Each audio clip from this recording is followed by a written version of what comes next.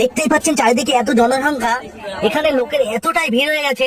এই ব্যাগটা এখানে পাওয়া গেছে পাট বাগানের ভিতরে, একসঙ্গে 6টা ব্যাগ পাওয়া গিয়েছে, 6টা বস্তা পাওয়া গিয়েছে এখানে, টোটাল 6টা বস্তা।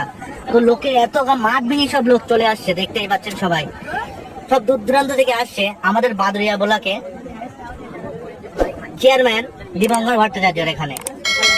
এই যে মাঠটা দেখতে পাচ্ছেন, এই মাঠে এই বিলে একটা পাট বাগানের ভিতরে 6 বস্তা মাটির তলায় পোতা ছিল, 6টা বস্তা। কিন্তু ওই বস্তার মধ্যে কি কি আছে সেটা তদন্ত করার জন্য সিআরপিএফ সব এসছে, পুলিশ প্রশাসন, পশ্চিমবাংলার পুলিশ এসছে, সবাই এসে দেখুন খুঁড়ছে এখানে।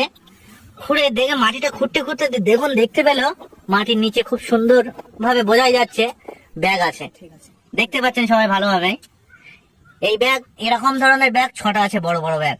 এই 6টা ব্যাগের ভিতরে আপনার প্রায় 2টো বস্তার মধ্যে টাকা দেখা গিয়েছে, 2টো বস্তা খোলা হয়েছে, বাকি বস্তাগুলো এখনো খোলা হয়নি, ওই জন্য আমরা বলতে পারছি না। মানুষজন ওদিকে যাচ্ছে, সিআরপিএফ তো যেতেই দিচ্ছে না ওখান থেকে, কারণ হচ্ছে মানুষদেরকে, মানুষ মাঠ ভেঙে আসছে, এত মানুষ, এত জনগণ, সেটা না দেখলে আপনারা বুঝতে পারবেন না। ভিডিওটি সম্পূর্ণ দেখুন, তাহলে অবশ্যই বুঝতে পারবেন। আজ সকালে তাজা লাইভ, লোক দেখুন, বাগানে লোক ভর্তি, বাড়ি থেকে মেয়ে ছেলে থেকে ধরে বিভিন্ন রকমের বিভিন্ন জায়গা থেকে ছেলেরা আসছে, দর্শক আসছে।